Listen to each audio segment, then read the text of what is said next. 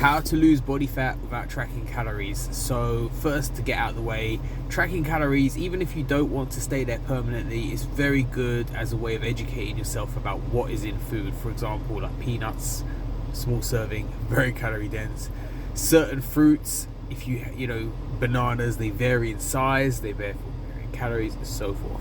But there are lots of things you can do for the most part about tracking. So majority of people eat almost 100% of a processed food diet, and processed foods are literally engineered to make you overeat. They're just very overwhelming to the palate.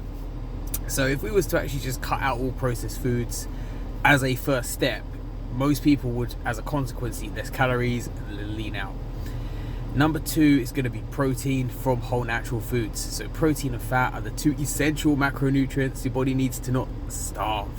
Right. So if you just focus on like meat, eggs, as you eat them as a priority first, you're gonna, and then have whatever you want afterwards. You know, pretty much again, that's gonna solve the problem to a big degree, because they're so satiating that like everything else is gonna naturally moderate.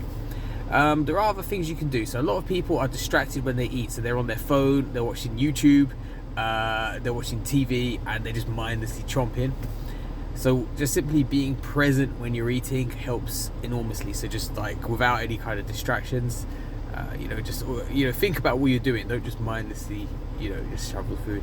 Another thing they found, there was in America a diner, and they switched the fork size out. So they said, okay, everyone's going to have a smaller fork this time. Having the smaller fork, they found people were naturally eating like less, because you're actually taking your time probably with the food and sort of feeling satiated. The last tip I can give you guys is hydration. Sometimes if you're not drinking enough, particularly water, you just feel like you're hungry. So it's best to always try to drink and have that as a go-to first. So try and have a drink first, see whether that solves it, and then if you're hungry, go and eat. I'm not saying starve yourself, go and eat, right? So give these things a try. But yeah, literally just by being more present, by eliminating the processed foods, that's a very, very big one. The next thing is to insert a little bit more movement. So something I like to do is walk after my meals for 5 minutes, maybe. It helps with digestion, helps partition some of the nutrients to your muscles, and it also does contribute to your daily activity levels, so it all adds up and helps. Alright guys, follow for more value and tips that you can do every day to massively improve your health.